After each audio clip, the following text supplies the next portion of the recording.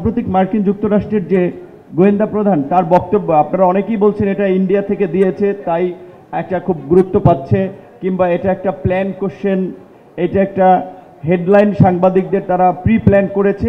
কিন্তু এই বক্তব্য কিন্তু 9/11-এর ওয়ার অ্যান্ড টেররের মতো আমি পশ্চিমাদের একটা ন্যারেটিভ যে বাংলাদেশকে ঘিরে ইন্ডিয়া তৈরি করেছিল এবং সেটা পশ্চিমাদের আপনার গিলিয়েছিল, সেই পুরানো ন্যারেটিভের ক্ষেত্রে আমি কিন্তু দেখতে পাচ্ছি।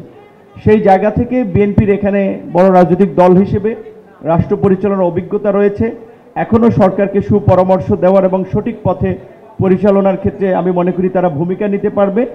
তাই আমার মনে হয় যে নির্বাচন যত দেরিতে হবে সংকটতর তত ঘনীভূত হবে, এবং নির্বাচন যত দেরি হবে ষড়যন্ত্র তত ডালপালা মেলবে। নির্বাচনবিহীন অনির্বাচিত একটা সরকার দেশে থাকা মানেই হচ্ছে আসলে অনেক ধরনের ফায়দা নেওয়ার রাস্তা খোঁজা। সেই জায়গা থেকে রাজনৈতিক দলগুলোকে নিয়ে একটা নির্বাচনের প্রশ্নে বিএনপির আমার মনে হয় যে ঐক্যমতের দিকে যাওয়াটা দরকার।